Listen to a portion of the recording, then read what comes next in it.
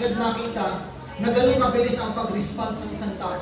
Pero naniniwala po ako na kapag kumilos ang Diyos sa buhay ng tao na yun, lalo po yung salita na kanya kung narinig, dadalhin po siya ng Panginoon sa pamilya na kung saan siya ay itinakda ng ating Panginoon. Amen. Amen? So ganun po kumilos ang Diyos, mga kapatid. Huwag po tayong, kapag nagbahagi tayo sa salita ng Diyos, parang tayong nai-stress na, ano ba yan? Parang wala naman nangyari. Parang hindi naman tinanggap nun yung salita ng Diyos na aking ibinahagi sa Kanya. Pero kapatid, huwag kang mag-alala. Dahil hindi mo trabaho yan, ang trabaho mo lang, ibahagi mo ang salita ng Diyos, yung the rest para sa Panginoon na yan. Diba? Yung the rest para sa Panginoon, ang Diyos na kikilos dyan upang yung salita na po na yun, ito po ay talagang makasibol at tumubok sa kanyang buhay. Diba? Kaya ang sabi nga ng salita ng Diyos sa Corinthians, sabi ni Pablo, diba? Ang Diyos ang siyang nagbibili. Ang siyang nagpapalago nito. Ang trabaho lamang po natin, tayo po ay maghasik ng mga salita ng Diyos. Amen? So, purihin ang Panginoon. So, hallelujah. Alam niyo po, gusto kong ipagpasalamat sa Diyos yung kalakas na patuloy niyang ibinibigay. Nakakatayo po ako ngayon, ito po ay biyaya po ng ating Panginoon. Amen? Biyaya po ng Panginoon dahil ilang gabi po na talagang hindi po maganda ang kondisyon ng aking katawan. Hindi ko malaman kung sa puyat o sa ibang bagay. So talagang hindi ko po maintindihan, pero purihin ang Panginoon dahil narito po ako ngayon sa inyong harapan. Ito po ay biyaya ng Panginoon na makatayo po ako maipangaral ang kanyang mensahe. Amen? So alam ko po na ang Diyos ang nagpatuloy na nagbibigay ng kalakasan sa akin. Amen? So ganun din sa inyo mga kapatid. Ang Diyos ang nagbigay ng kalakasan sa inyo at ng desire sa inyong puso kung bakit kayo ngayon ay naririto. Amen? So, palakpakan po natin ang Diyos. Ito po ang ating pag-aaral. Ready po tayo para po mabilis tayo matapos dahil after po ng ating Sunday worship, magkakaroon po tayo ng kaunting discussion po para sa nalalapit po nating church anniversary. So, malapit na po. July 21. Diba? 2 weeks na lang po. Eksaktong 2 linggo na lang po. Isa-celebrate na po natin ang ating 11. Diba? 11th year church anniversary. So we believe na ang Diyos ang siyang patuloy na magbibigay ng ating katagumpayan. Diba? Yung provision, si Lord ang patuloy na magpo-provide ng lahat ng ating pangangailangan. So kailangan lang natin mag-pray at magtiwala sa ating Panginoon. Yeah? So mag-pray po tayo lagi. Mag-pray po natin ang ating pong nalalapit na anniversary. Yeah? So alam po natin na kikilos ang Diyos. Dahil ito po ay para sa karangalan o sa ministry na ipinagkatiwala sa atin ng Panginoon. Alam niyo po mga kapatid, kapag church anniversary po kasi, yan po ay maihahalin tulad po natin sa birthday. Di ba? Yearly po kasi natin ginagawa eh. Yeah, birthday po ng ating church. Yeah, so, 11 years old na po ang ating church. At purihin ng Diyos. Dahil ang karamihan po sa atin, 11 years na po tayo magkakasama. Bagamat yung iba po ay kumbaga mga bago po natin nakasama, pero natutuwa po tayo kung paano kumikilos at nagpaparami ang Diyos. Natutuwa po ako, hindi lamang po tayo nag-i-increase by number. I do believe na nag-i-increase din po ang ating pananampalataya. Ito po ay patuloy na lumalago. Amen? Kasi kung hindi po lumalago ang ating pananampalataya mga kapatid, hindi ko po kayo makikita dyan every Sunday. So yan po ay paglago ng ating pananampalataya, nakakahakbang na po tayo sa ating pananampalataya kung bakit tayo po ay laging nagkakatipon sa tuwing araw ng linggo. Amen? So purihin po natin, Panginoon, ito po ang ating pag-aaralan. Samahan niyo po muna ako dito po sa aklat po ng Pilipos. Dito po natin sisimulan ang ating pag-aaral. Dito po dito, aklat ng Pilipos, simulan po natin sa chapter 1. Simulan po natin sa verse 3. Sabi po dito, ito po ay sinulat na Apostol Pablo. Nagpapasalamat ako sa Diyos sa tuwing maaalala ko kayo. Ang aking mga panalangin sa inyo ay laging kagalakan. Next verse. Dahil sa inyong tulong sa pagpapalaganap ng mabuting balita tungkol kay Kristo, mula nang ito'y inyong tanggapin hanggang sa kasalukuyan. Next verse. Tinitiyak ko sa inyo ang mabuting gawain na pinasimulan na sa inyo ng Diyos ay kanyang lulubusin hanggang sa araw ng pagbabalik ni Kristo Jesus. Marapat lamang na pahalagahan ko ng ganito, sapagkat kayo'y mahal sa akin. Naging kahati sa mga pagpapala ng Diyos. Noong una pa man ako'y nagtatanggol at nagpapalaganap ng mabuting balita. Bakit? Ngayon, nakabilang po ako. Last verse. Nalalaman ng Diyos na ang aking pananabik sa inyo ay kasilaki ng pagmamahal sa inyo ni Kristo Jesus. Amen. Tayo po ay nalalaman. Dakilang Diyos sa umaga pong ito, lumalapit kami sa iyo, Panginoon, na may mababang loob, Panginoon. Puno ng pasasalamat ang aming mga puso, O Diyos. Puno ng kagalakan, Panginoon. Dahil alam po namin, O Diyos, na ang aming mga buhay ay tunay na pinagpapala mo. Dakilang Diyos sa umaga pong ito, samahan mo po ang aming pag-aaral ng iyong salita. Mahayag ang mensahe na nais mo para sa aming Panginoon. Bantayan mo po ang aking mga labi, Panginoon. Hayaan mo po, O Diyos, na tanging ang mga salita lamang na nagbumula sa iyo ang lumabas sa aking mga labi. Hayaan mo po, Panginoon, na ang mensahe nito, Panginoon, ay makapenetrate sa puso ng bawat isa, Panginoon. Lord, salamat po. May taas paparangalan ka sa umagang ito sa aming mga Lord. In Jesus' name, Amen. And Amen. Ito po ang ating pag-aaral. Ito po ang title ng ating pong pag-aaral. Panatilihin ang iyong kagalakan. Amen? So may pagkakataon ba na yung kagalakan sa ating puso ay nawawala? Di ba?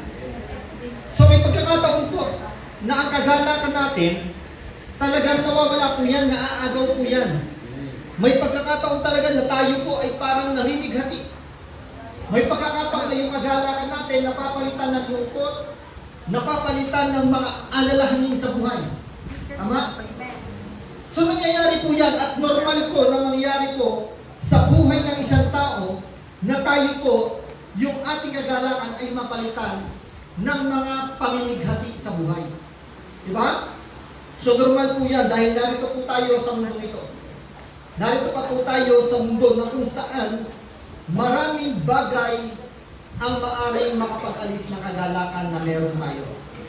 Amen? Pero ang nais po ng Diyos sa atin, mga kapatid, at ang gustong ipaalala po sa atin ng Diyos ngayon, o ang instruction po sa atin ng Diyos sa umagang ito, kailangan yung kagalakan po na ito ay panatilihin natin sa ating mga puso. Huwag po natin hayaan na ito po ay mawala. Huwag po natin hayaan na ang kagalakan ito ay maagaw ng anumang mga pangyayari sa buhay natin. Bagkusayaan po natin na sa kabila ng pagharap natin sa mga pangit na pangyayari sa buhay natin, yung kagalakan po na ito ay nananatili sa ating mga puso. Amen? So alam niyo po, pag binasa po natin ang Book of Philippians, mga kapatid, makikita po natin dito, napakaraming beses na nag-encourage si Apostol Pablo na ang mga mananampalataya sa Pilipos ay magkaroon ng kagalakan. Di ba? Napakaraming beses pong ini-encourage ni Apostol Pablo ang mga mananampalataya na magalak kayo. Magalak kayo lagi sa Panginoon. Yan ang gusto ni Apostol Pablo. Di ba? So, alam niyo po, ito po ay personal letter ni Apostol Pablo para sa mga mananampalataya sa Pilipos. Pag binasa po natin ang Book of Philippians, so ano ang purpose nito? Bakit kaya sinulatan ni Apostol Pablo ang mga mananampalataya sa Pilipos? Ano yung layunin ni Apostol Pablo? Bakit niya kaya sinulatan? Una, kailangan makita po natin, pag binasa po natin ang aklat ng Pilipos, pag nabasa po natin ito, ilang chapter lang po ito, 4 na chapter lang po. Kumbaga saglit lang po natin babasahin ang Philippians dahil 4 na chapter lang po at hindi po siya ganun kahaba. Kaya pag binasa po natin ito, at ito po ay ating binulay-bulay, makikita po natin ang layunin talaga ni Apostol Pablo. Ang unang layunin niya po dito is to thank them for helping him in his need. Gusto ni Apostol Pablo na ipaabot ang kanyang pasasalamat sa mga mananampalataya sa Pilipos. Dahil ang mga mananampalataya sa Pilipos ay sila ang tumulong kay Apostol Pablo nung siya po ay nangangailangan. Nung siya po ay nagpapalaganap ng mabuting balita tungkol sa ating Panginoon Jesucristo. Di ba? So, pangalawa na gusto pong o layunin ni Apostol Pablo sa kanya pong pagsulat is to tell them why he could be full of joy despite his imprisonment. Alam niyo po, nung sinulat ni Apostol Pablo ang sulat nito sa Philippians, siya po ay nasa kulungan. Tama? Nakakulong po siya ng mga panahon na ito. Pero gustong ipaabot ni Apostol Pablo sa mga mananampalataya na sa kabila ng kanyang pagkakakulong o pagkakabilanggo, siya po ay may kagalakan. Puno pa rin ng kagalakan ng kanyang puso. Gusto niya ma-encourage yung mga mananampalataya sa Philippians na ako. Eto, kahit nakakulong ako, huwag kayong mag-alala. Dahil ang aking puso ay puno pa rin ng kagalakan kahit narito ako sa sitwasyon na ito. Na kung titignan ng napakaraming taong napakapangit na kalalagayan. Di ba? And take note, mga kapatid, si Apostol Pablo hindi po siya nakulong dahil siya ay gumawa ng krimen. Si Apostol Pablo hindi po siya nakulong dahil meron po siyang ginawa na labag sa batas. Siya po ay nakakulong ng mga panahon na yun dahil po sa ating Panginoong Jesucristo. At isa sa kagalakan ni Apostol Pablo na ipagmalaki sa mga mananampalataya o sa kanyang mga mambabasa sa sulat na ito, na ang kagalakan niya, ito ako. Kaya ako nakakulong, nasa sitwasyon na ito na hindi maganda, pero nandito man ako dahil sa ating Panginoong Jesucristo. Diba? So, ang ganda ng Apostol Pablo, the word of encouragement mula kay Apostol Pablo, kung paano niya ini-encourage ang mga mananampalataya sa pamamagitan ng kanyang mga sulat na ipinaparating niya na hindi kayo dapat malungkot dahil sa sinasapit ng aking kalagayan ngayon. Dapat makita niyo pa rin na ako narito ngayon. Punong-puno ng kagalakan ng aking mga puso, ang aking puso sa oras na ito. Amen? So bakit kaya puno ng kagalakan ng kanyang puso? Kasi nakita ko ni Apostol Pablo na ang mga mananampalataya sa Pilipos, mga kapatid, ng oras na yun, talagang full support sa gawain ng Panginoon. Full support sa kanya sa pagpapalaganap ng gawain ng Panginoon. At isa po yun sa naging motivation ni Apostol Pablo o naging ugat ng kanyang kagalakan sa kabila ng hindi pangit o ng hindi magandang kalalagayan ni Apostol Pablo ng oras na yun. Amen? So dapat po natin makita, ano ba ang makikita natin? Ano ba ang matututunan natin sa buhay ng mga mananampalataya sa Philippians? So ang mga mananampalataya po sa Philippians, they are very supportive in the ministry of God. Amen? So very supportive po ang mga mananampalataya ngayon sa ministry ng ating Panginoon. Hindi po ministry ni Apostol Pablo eh. Kasi tayo po, wala po tayong sariling ministry sa mundong ito. Yan po dapat nating makita. Hindi ministry ng pastor, hindi ministry ng bishop, hindi ministry ng kung sino, kundi ministry po ng ating Panginoon na ipinagkatiwala sa atin at ipagpatuloy natin habang tayo po ay narito sa mundong ito.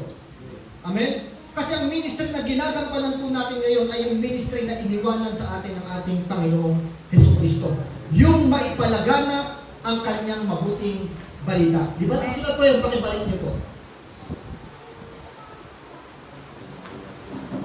Amen. Verse 5. Tingnan niyo po. Sabi dito sa verse 5, dahil sa inyong tulong sa pagpapalaganap, balik niyo na sa verse 4 muna. Iyan. Sabi dito, ang aking panalangin sa inyo ay laging puspos ng kagalakan. Di ba? Mantakin nyo, nasa kulungan si Apostol Pablo ng mga panahon na yun. Pero ang sabi niya sa sulat niya sa mga mananampalataya ng Pilipos, ang aking panalangin sa inyo ay puspos ng kagalakan. Di ba? Bakit daw? Slide. Ito yung dahilan. Dahil sa inyong tulong sa pagpapalaganap ng mabuting balita tungkol kay Kristo. Amen.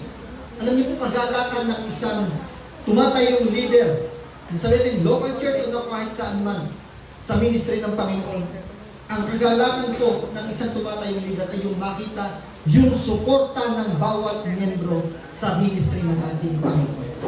Isa po yan sa nakapagbibigay ng talagang motivation sa paglilingkod ng isang mananampalataya o ng isang leader.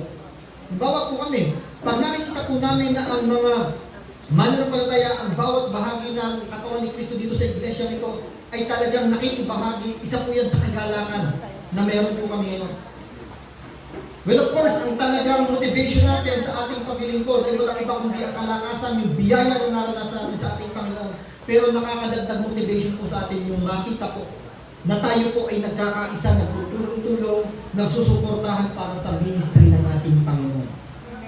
Di ba? So yan po ay talagang nakakagalak po sa ating puso na makita tayo po pagdating sa gawain ng Panginoon, we are very supportive. Kaya salamat po sa buhay ng bawat isa sa inyo. Nakita ko ang bawat isa na talagang supportive sa ministry ng ating Panginoon. Panginoon dito sa church natin.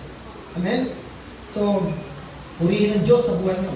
Yan, tignan niyo po, yung Philippians o yung mga mananampalataya sa Pilipos, sila po ay very supportive sa ministry ng ating Panginoon. Hindi ko lang po naisama itong verse na to. Tignan niyo po sabi dito sa chapter 4 ng Philippians o ng Pilipos, verse 15, sabi po dito, alam ninyo, mga taga-Pilipos, na kayo lamang ang iglesyang tumulong sa aking mga pangangailangan nang umalis ako sa Macedonia noong ako'y nagsisimula pa lamang sa pangangaral ng mabuting balita. Diba? So talagang sinabi niya na kayong mga taga-Pilipos, kayong mga mananampalataya dito sa Pilipos, kayo ang naging kabahagi ko. Kayo ang naging kabahagi ng aking pangangailangan habang ako ay nangangaral ng mabuting balita. Diba?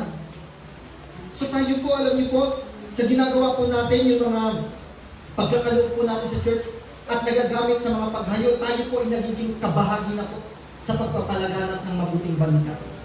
Diba? Kung bakit naaabot po natin ang mga unbelievers, ang mga tao na wala pa po sa iglesia nito. Naaabot po natin dahil po sa ating pagtutulong-tulong.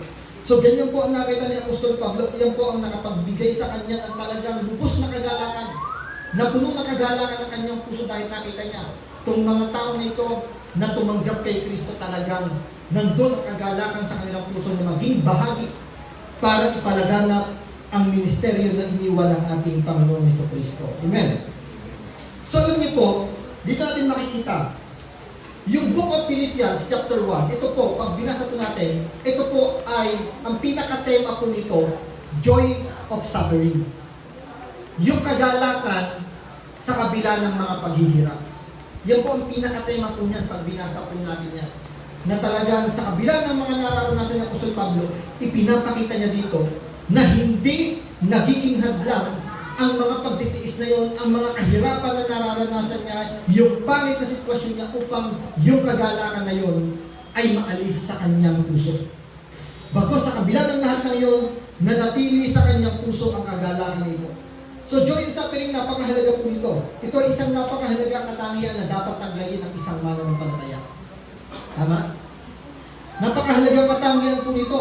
Sapagkat ang kagalakan po, ito po ay bahagi ng ating kaligtasan.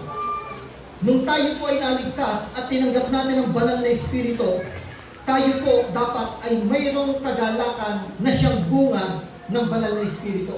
Kung kaya ito po ay isang bahagi ng kaligtasan ng isang mananampalataya. Now, yung joy na to mga kapatid, o yung kagalakan na ito, minsan talaga naaagaw ng kaaway. Pero ang nais ng Diyos, huwag natin hayaan na mawala ang kagalakan na ito. Kasi ang hirap. Di ba na-experience natin yung talagang parang walang kagalakan ng ating puso? Yung para tayong nanghihina, para tayong nababalisa. Di ba kawalan po ng kagalakan yan mga kapatid? Kapag tayo ay parang nadidepress, nai-stress, kawalan po ng kagalakan yan. Di ba?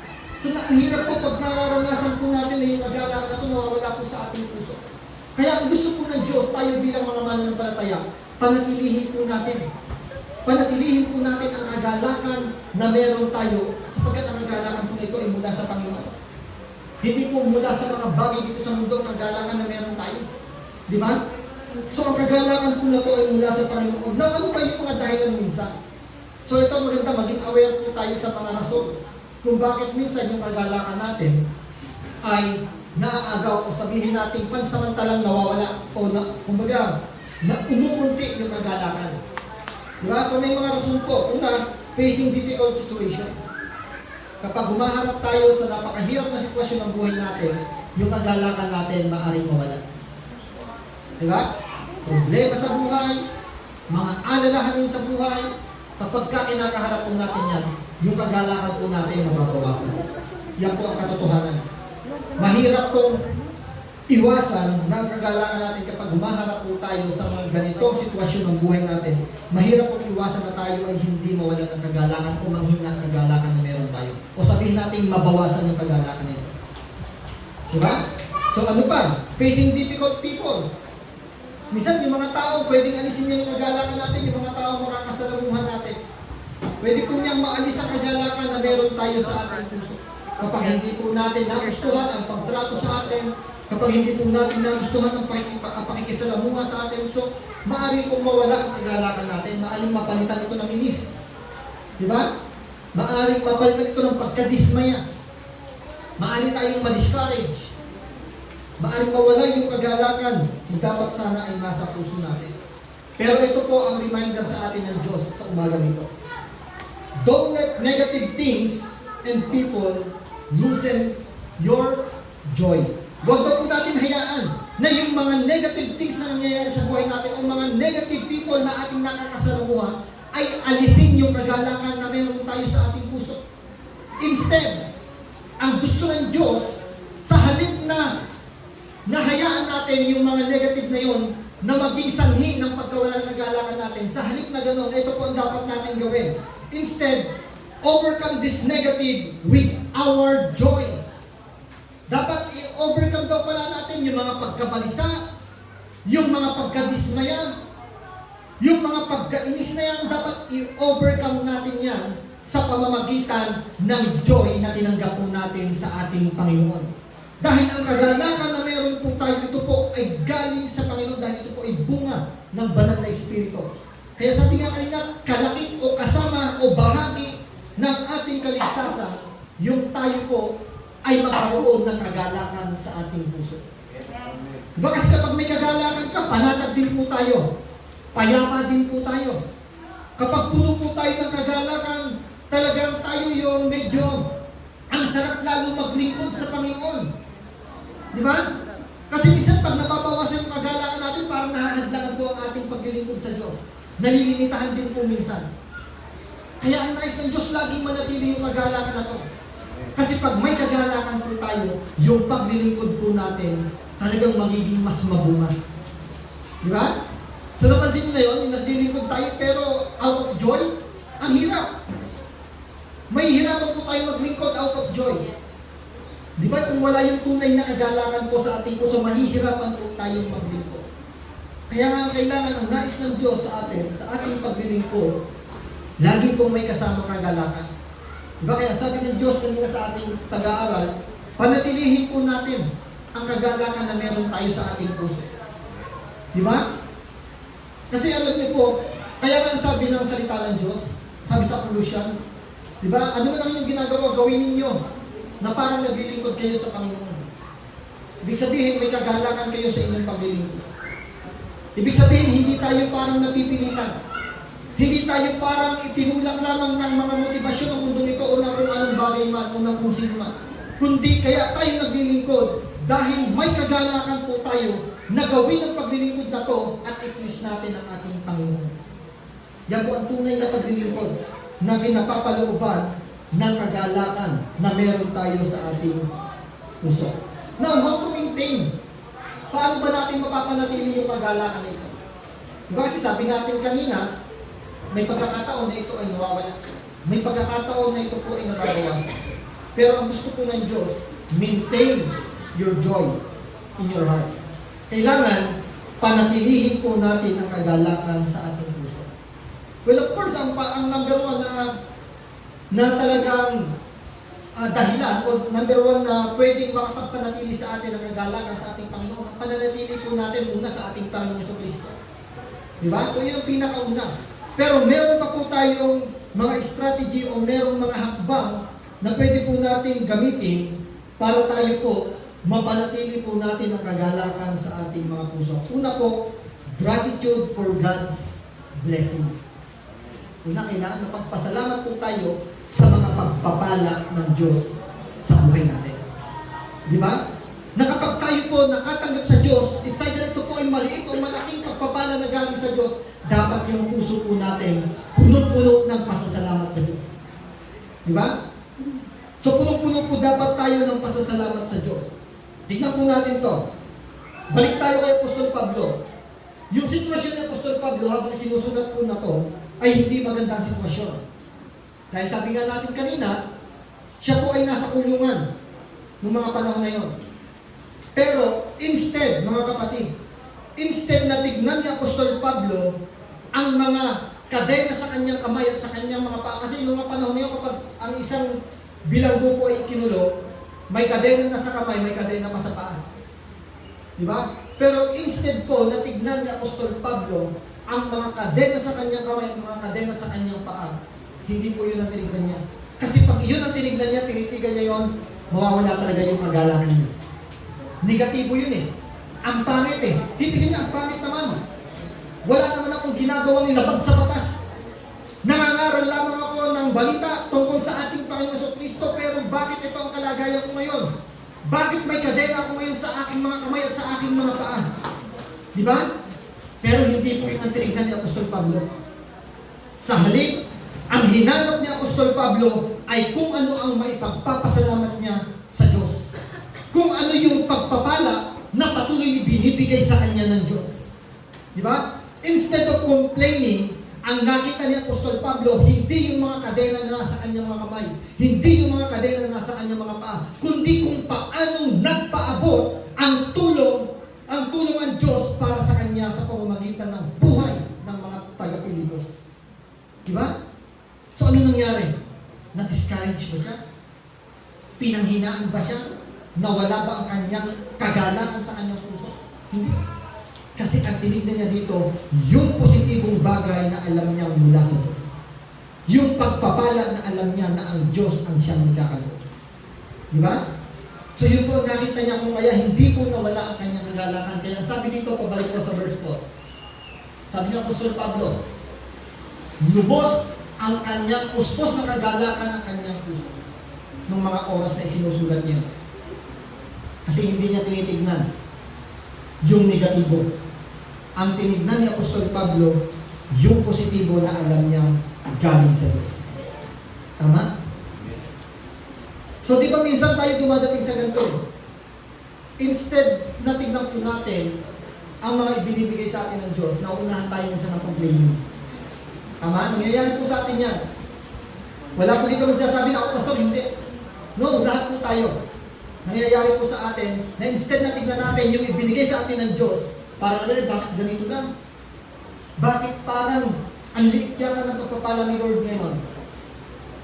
So nawawala tuloy yung kagalakan natin kasi ang complaining, isa po yan sa nagiging ugat upang ang kagalakan ng isang tao ay mawala.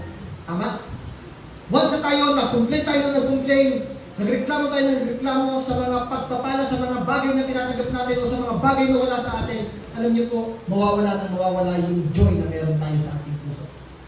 Mapapalitan to ng talagang hinanakit. Mapapalitan to ng talagang pagkadismaya. Di ba? Kasi talagang nagpan tayo eh. Kaya maging maingat po tayo. Ang simpleng complaining po ay naging sanhi upang mawala ang joy na meron tayo sa ating puso. Ano ba? Comparison. Di ba? Minsan kapag ikinukumpara natin ang ating sarili sa ibang tao, nawawala po ang ating joy. Tama? Nawawala po yung ating kagalakan kapag ikinukumpara po natin ang ating sarili. Bakit siya ganun? Bakit ako ganito lang? Nadadaw ng ating sarili kapag nakikita natin ang bagay na meron siya at hahanapin natin yung bagay na wala tayo. Dapat ang tignan lagi natin yung meron siya at yung meron din tayo. Kung ano yung ibinibigay ng Diyos, kailangan sabi dito, to maintain our joy, kailangan gratitude tayo for God's blessing. Dahil lagi naman tayong pinagpapala ng Diyos, wala dito magsasabi na ako, pastor, hindi ako pinagpapala ng Diyos. No. Lahat po tayo dito nakakaranas araw-araw ng pagpapala ng Diyos. Amen. Kasi kung titignan natin yung pagpapalang talagang malaking bagay sa buhay natin, kapatid, maging masaya tayo sa kung anong binibigay sa atin ng Diyos.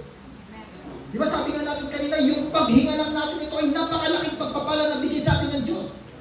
Di ba? Maraming mayaman sa mundo, pero nawala ang kanilang buhay. Masasabi ba natin tunay na pagpapala? Maraming mayaman dito sa mundo na to, pero wala silang Kristo sa buhay nila. Pagpapala ba may tutuloy niya? No? Yung makilala mo lang si Kristo sa buhay mo, isang napakalaking pagpapala na meron ka na ngayon. Na hindi madadaig ng kahit sino dito sa mundo. Kaya ang pagpapala na meron tayo ngayon dito, hindi po basta-basta. Dahil ito ang tunay na pagpapala na meron tayo. Na dapat ipagpasalamat po natin sa ating Panginoon. Di ba? So, huwag po natin hayaan na yung mga complaining ay maging sanhi o maging ugat upang mawala ang ating kagalakan sa ating puso at maging ganun din yung pagkukumpare o comparison po natin. Maging ugat din po yan. So tignan po natin, katulad kay Apostol Pablo, ang tinignan niya dito, yung pagmamalasakit, yung pagmamahal ng mga mananampalataya sa Pilipos at yung pagsuporta sa ministry ng ating Panginoon. Kung kaya nagkaroon siya ng kagalakan. Di ba? So hinahayaan ko na yung joy na to. Di ba kasi yung pang-joy, ang meron lang ito si Brother Jeremy, hindi mawawala yun. Lifetime yun. Di ba? Brother J, marami din. Joys. Plural.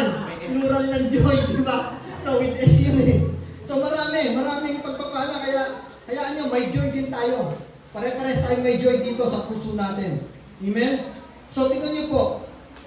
Tingnan nyo, sa kapila po ng si Apostol Pablo, ay nasa kulungan na yon dahil puspos na kagalakan ng kanyang puso.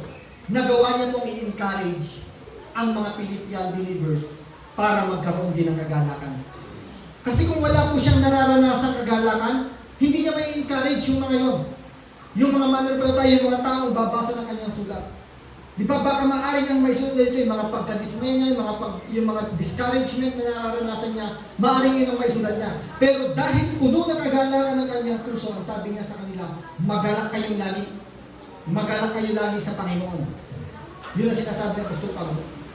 Ang kagalakan po natin lagi ay sa Panginoon. Amen? So lagi po, pag ang kagalakan po natin ay nakasandig po lagi sa Panginoon, sa pagpapala ng Diyos sa buhay po natin, lagi pong may kagalakan ang ating mga puso. Amen. Pangalawa, napagpapala o nakagalakan o nasanhi o dahilan para ma-maintain po natin yung kagalakan sa ating puso. Number 1, gratitude for God's blessing. Number 2, confidence in God's plan. Kailangan confidence po tayo sa plano ng Diyos. Dapat tiwala po tayo sa plano ng Diyos na ito ay maganda sa buhay natin. Ano man ang mga nangyayari sa buhay natin, alam natin, ito plano ko ng Diyos. At alam ko, the best ko. Kasi sabi ng Bible, Jeremiah, di ba? For I know the plans that I have for you. A plan to prosper you. Di ba? Yan ang plano ng Diyos. Pasaganahin tayo, hindi yung tayo ay pahirapan. Kaya dapat tiwala po tayo sa plano na ito ng Diyos sa buhay natin. Tiwala po tayo lagi sa mga pagkilos ng Diyos sa buhay natin. Huwag po nating pagdududahan ang mga ginagawa ng Diyos. Kailangan pagka dumaan tayo sa hindi maganda sitwasyon, alam natin na ito. Naniniwala ako, all things work together for good. Alam ko, mabuti ang ginagawa ng Diyos. Sa kabila ng lahat ng ito, sa likod ng pangit na sitwasyon ito, alam ko, mabuti ang ginagawa ng Diyos. Alam ko, ang gawa-gawa na kami ng Diyos, napakaganda para sa akin. Para sa buhay ko.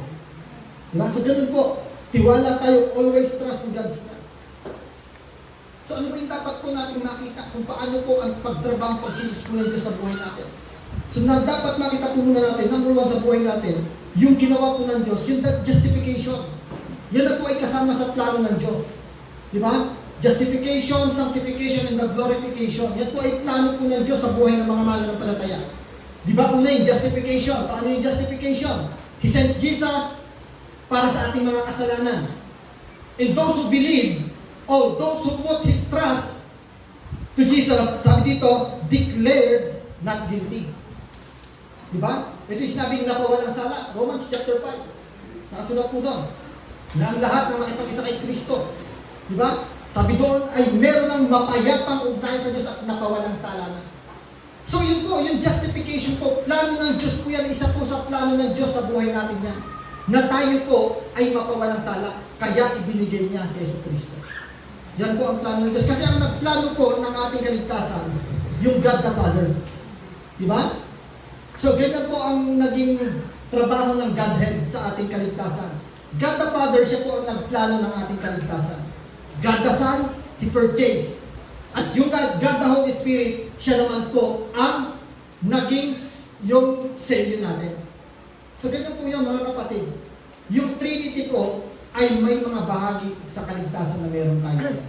God the Father, nagplano. God the Son, yung nagbayad. Diba? Sa pamamagitan ng kanyang dugo, ng kanyang buhay, yun ang ginawa niya pagbabayad. At yung God the Holy Spirit, ito naman yung naging selyo para doon sa mga nagtiwala sa ginawa ni Yesu Kristo. Amen? So yun po is the justification. Through Christ, we are now sinless in the sight of God. Justification yan. Sa pamamagitan ni Kristo tayo ngayon ay matuwid sa paningin ng Diyos. So ito po ang nakikita sa atin ng Diyos ngayon. Ito talaga ang plano ng Diyos. Na kaya ibinigay niya si Jesus upang ang mga tao ay maging matuwid sa kanyang paningin. Di ba? So plano po ng Diyos na nagkaroon ng kaganapan sa buhay ng mga mananampalataya. And I do believe, marami pang tao ang makaka-experience ng justification nito sa pamamagitan ng ating Panginoon Kristo. Amen? So justification, one time in act lang daw to mga kapatid. One time in act lang po to. Di ba? Na nung tayo po ay na-justify, tayo po justified na. Hindi na pwedeng tayo po na-justify ngayon, bukas tayo po ay makasalanan na ulit sa paningin ng Diyos Lord. Dahil nung oras na tayo ay nagsuko ng ating buhay sa ating Panginoon Kristo at itinuring tayong matuwid ng Diyos, hindi na pwedeng kinabukasan, hindi ka naman matuwid sa paningin ng Diyos. Lifetime na po yan. Panghabang buhay na po yan, na ikaw ay matuwid na sa paningin ng Diyos. Amen? Pangalawa, after ng justification, dito yung tinatawag na sanctification. Paglilinis. Na tayo po ay nililinis ng Diyos, pinoproseso po ang ating mga buhay. The moment we have been justified and became a Christian, God begins to mold us. Tama? Minomold niya po tayo. Sineshape tayo ng ating Panginoon. Di ba kaya ito kung masasabi natin, ang buhay ng Kristiyano, tama, masayang tunay. Dahil tayo po ay nasa presensya ng ating Panginoon. Pero ang katotohanan, ang buhay ng Kristiyano, marami pa po tayong pagdaraanan dahil sinasanctify, nililinis po tayo ng ating Panginoon. So ano yung kailangan? Nililinis po kasi tayo ng ating Panginoon para tayo po ay maging katulad ng ating Panginoong Jesucristo. Kasi yan ang plano niya para sa atin. To justify and to be sanctified like Christ. Amen? So yun po ang plano ng Panginoon. Yung sanctification, kung yung justification, ito po ay one time in act na kapag naranasan mo, justified ka na sa buong buhay mo. Di ba? Ikaw ay matuwid na sa paningin ng Diyos sa buong buhay mo. Once na naranasan po natin, na-experience po natin yan, yung sanctification naman, ito po ay lifetime process. Na habang tayo po ay namumuhay dito sa mundo, patuloy po tayong nililinis ng ating Panginoon. Tama? Patuloy po yan yung paglilinis ng ating Panginoon sa atin. So using difficult situation, di ba? Kaya pala minsan nakakaranas tayo, yung pala yung instrumento ng Diyos para tayo ay patuloy na isanctify. Para tayo patuloy na linisin. Kasi yung mga difficult situation dito na tetest ngayon, yung ating pananampalataya, yung ating paglakad bilang mananampalataya sa pamamagitan ng mga difficult situation. And also, using His words. So ito lalo yung talagang ginagamit ng Diyos. Na kaya tayo ay patuloy na magiging malinis sa ating paglakad bilang mananampalataya sa pamamagitan ng kanyang mga salita na siyang nagiging gabay natin. Na siyang laging ipinapahayag sa atin upang ito ang dapat yung ipamuhay, ito ang sinasabi ng salita ng Diyos. Di ba? So kaya tayo nalilinis sa pamamagitan ng salita ng Diyos. Sanctification. Justification, sanctification, and the last is yung glorification. Na tayo po ay maluluwalhati na kasama ng ating Panginoon Jesucristo. Di ba? So doon na po yun. Na ang ating mga katawan, katulad ng nangyari sa ating Panginoon Jesucristo, kung paano siya muling binuhay ng Diyos, ganun din po tayo muling bubuhayin. Sa sandaling dumating ang ating Panginoon Jesucristo sa kanyang muling pagbabalik, tayo po ay muling bubuhayin ng ating Panginoon. Lahat ng naglagak ng kanyang pagsampalataya kay Jesus, makakaranas ng muling pagkabuhay nito. Diba? Ang ating muling pagkabuhay upang ibigay po sa atin ang ating maluwalhating katawan na inihanda po ng Diyos para sa atin. Pero yung mga unbelievers, sila po ay babangon sa pagkakalibing hindi upang sila po ay mag-glorify, kundi upang sila po ay hatulan at itapon sa tinatawag na impyerno. Amen? So napakaganda po ng pagkilos, plano po ng Diyos sa buhay natin. Justification, sanctification, and glorification. Lahat po yan, dapat pagtiwalaan po natin. So ganun po, kung paano natin nakita dapat yung tatlong bagay na to na ginawa po ng Diyos sa buhay po natin. So ganun din daw po dapat natin pagkatiwalaan ang mga plano ng Diyos sa buhay natin. Na kahit anong pinagdaraanan natin, kahit anong nangyayari sa buhay natin, na puno-puno tayo ng mga pagkadismaya ngayon sa buhay sa nararanasan natin, dapat patuloy tayong magtiwala sa Diyos. para yung mga pagkadismaya na yun mapalitan ng kagalakan sa ating mga puso. Diba? Confidence. Confidence in God's plan. Lagi dapat tayo. Tingnan nyo, sabi sa verse 6, kay slide ko. Tingnan nyo, sabi ng Apostol Pablo, tinitiyak ko sa inyo ang mabuting gawa na pinasimulan sa inyo ng Diyos ay kanyang lulubusin hanggang sa araw ng pagbabalik ni Kristo. Dito natin makikita yung plano ng Diyos. Di ba, una, pinasimulan niya kasi, yung sinasabing justification eh. Pinasimulan niya na justified tayo at magpapatuloy ito, isasanctify naman na tayo at ang huli, i-glorify tayo ng ating Panginoon. At maging ganun sa buhay natin. Pagkatiwalaan natin na kung ano yung ginagawa ng Diyos sa buhay natin para sa ikabubuti natin. Di ba kaya, all things work together for good for those who love God. Take note, for those who love God. Di ba? Kaya dapat lagi po natin nasahin na mahalin po natin ang Diyos. Kaya kahit ano ang pangyayari sa buhay natin, alam natin na ang Diyos ay gumagawa ng mabuti. Panghuli po, to maintain our joy, fellowship with God's people. So ito napakahalaga talaga nito eh. Fellowship with God's people. Kaya katulad nga nung sa mga naging illustration na ang isang baga pag inihiwalay mo sa mga kasama niya, mamamatay. Diba? Parang ganun din. Ang isang mananampalataya, kapag humiwalay po tayo sa kapwa mananampalataya natin at tayo ay bumalik sa sanlibutan, di ba? Yung joy na meron tayo sa puso natin mamamatay. Di ba? Kaya napakahalaga ng fellowship. Napakahalaga po. Fellowship, it's God's instrument for us to maintain our joy and to encourage one another. Di ba? Nagkakaroon tayo ng pagpapalakasan. Nagkakaroon tayo ng kagalakan pag nakikita natin yung mga kapatiran natin, pag tayo nagkakatipon, di ba? Nagkakakwentuhan tayo, nagkakaroon tayo ng kagalakan. Di ba? Sino hindi dito, pag nakita yung kapatid niya, ito naman si kapatid. Ay, church to. Ay, bakit tumating to? Ay, di ba? Baka mamaya, ganun eh. So, alam niyo, dapat tayo bilang mga mananampalataya, lagi tayong may pananabik na maka-fellowship ang ating kapwa mananampalataya. Di ba? Apostol Pablo, hindi na sabi Apostol Pablo dito. Slide ko. Verse 8. Sabi ng Apostol Pablo, tignan nyo, nalalaman ng Diyos na ang pananabik ko sa inyo ay kasing laki ng pagmamahal sa inyo ni Kristo. Di ba? Si Apostol Pablo, sapik lagi siya na maka-fellowship, makasama yung mga kapwa niya mananampalataya. So, ganun din ba tayo? Sabik ba tayo na maka-fellowship ang kapwa natin mananampalataya? O masabik tayo na maka-fellowship ang mga tao sa sanlibutan ito? Eh, Pastor Auros, gusto ko yung mga tropa ko doon. Kobo yung mga yun, kalog yung mga yun, talagang lahat yung biruan namin doon. Di ba? Ay, hindi. Pero dapat tayo bilang mananampalataya, ang sabik tayo maka-fellowship, yung mga kapwa natin mananampalataya. Na kapag tayo nagkasipon, nagkita-kita, talagang iba yung kagalakan na meron sa ating puso. Diba? Coffee fellowship nga lang, masaya tayo eh. Diba? Kwento-kwentuhan, nagkakape, habang nagkakape, so masaya tayo. Kasi iisa tayo ng pananampalataya at tayo ay alam natin na iisa na kay Kristo. So lagi po tayong manabik.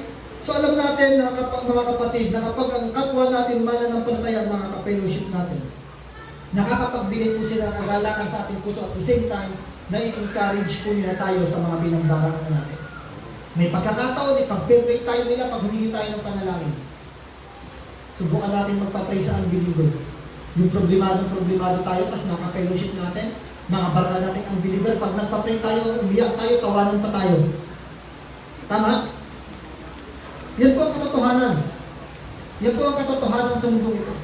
Subukan natin magpa-pray sa mga unbeliever. Yung talagang umiiyak na tayo sa ating mga pinagdaraanan, pero sa kanila normal lang. Tatawanan tayo, sasabihin pa parang tayo yung okay.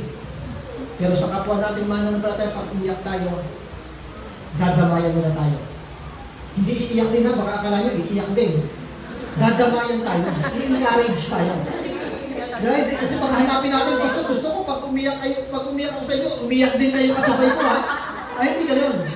Pero mai-encourage tayo. At the same time, may ipag-pray tayo ng ating mga kapatid. So kaya alam nyo, iba talaga, iba ang kagalakan kapag ang kapwa natin mananampalataya ang ka-fellowship natin. Di ba? Bakit po? Ba't di ba ang kagalakan? Kasi pag nagka-fellowship tayo ng kapwa natin mananampalataya, where there were 2 or 3 gathered in my name, ang pangako ng Diyos, naroon siya. Nandun ang presensya ng Diyos kung kaya merong kagalakan sa pagtitipon ng mga mananampalataya. Amen? Dahil ang tunay na kagalakan sa buhay ng isang tao, yung tayo po ay nasa presensya ng ating Panginoon. Diba? Kaya ang pagtitipon ko na to, puno ng kagalakan to, dahil narito ang presensya ng ating Panginoon sa ating kalagitnaan. Amen? Hallelujah! So tignan po natin, sabi dito, joy is not a feeling, it is a choice. Tama? Choice po natin to, kung tayo ay magagalak. Hindi daw po ito yung pakiramdam lang. It's a choice. Kaya nga binigyan po tayo ng instruction kung paano po ma-maintain yung kagalakan na ito. Di ba? Choice to be grateful with God's blessing. Tama? Choice to be confident in God's plan. And choice in connecting with ourselves to our fellow believers in church. Choice kasi natin yun eh. Kung tayo ba ay magiging mapagpasalamat sa mga pagpapala ng Diyos, o kung tayo ba choice din natin na tayo ay magtitiwala sa plano ng Diyos sa buhay natin. And choice din natin kung tayo ay makikipag-fellowship sa mga kapwa natin mananampalataya. Kaya sabi, joy is a choice. To maintain your joy in your heart, it is a choice. Piliin po natin na mapanatili ang kagalakan nito sa ating puso. At para mapanatili ito, piliin po natin lagi na magpasalamat sa Diyos sa lahat ng kanyang pagpapala. Piliin din po natin na magtiwala, maging kumpiyansa po tayo sa mga pagpapala o sa mga plano ng Diyos sa ating buhay. At piliin din po natin na tayo po lagi ay magkaroon ng fellowship sa ating mga kapwa mananampalataya. Amen? So hayaan po natin na mapanatili na ito ang kagalakan sa ating mga puso. Dito na po natapos ang gawin natin. Purihin natin ang Panginoon. Hallelujah. Sa ng Diyos sa umaga po ito. Pinagpapasalamat po namin ang iyong mensahe, Panginoon. Dahil minsan pa pinaalala mo sa aming Panginoon kung paano mapapanatili ang kagalakan nito sa aming mga puso. Dahil tunay o Diyos, na kapag bumasi po kami sa mga bagay sa paligid namin, sa mga tao sa paligid namin, Panginoon, may pagkakataon po talaga, Panginoon, na kagalakan sa aming puso, Panginoon, ay nawawala. Napapalitan ng pagkadismaya, napapalitan ng pagkabalisa, Panginoon, napapalitan ng pagkainis, Panginoon. Pero thank you so much, Lord God, dahil sa iyong mga salita sa umagang ito, Panginoon, nagbigay ko sa amin ng kaalaman kung paano po namin mapapanatili ang kagalakan nito. Na instead, Panginoon, na tignan po namin ang mga negatibong bagay, mga pangyayari sa buhay namin, Panginoon, mga tao, Panginoon, sa buhay namin. Instead na yan po, tignan namin, Panginoon, ang lagi po namin tignan, Panginoon, ay kung paano mo kami pinagpapala, Panginoon. Nang dapat tignan namin, Panginoon, pagkatiwalaan na yung magandang plano mo sa amin. At higit sa lahat, Panginoon, narito ang aming mga kapatiran, Panginoon, upang maging kagalakan namin sa sandaling kami po, Panginoon, ay nagkakatito. Thank you so much, Lord. Pagpalain mo po ang mensahe nito sa aming mga buhay. Hayaan mo po na ito ay patuloy tumatanim at lumabok sa buhay ng bawat isa sa amin. Sa pangalan ni Jesus, Amen and Amen.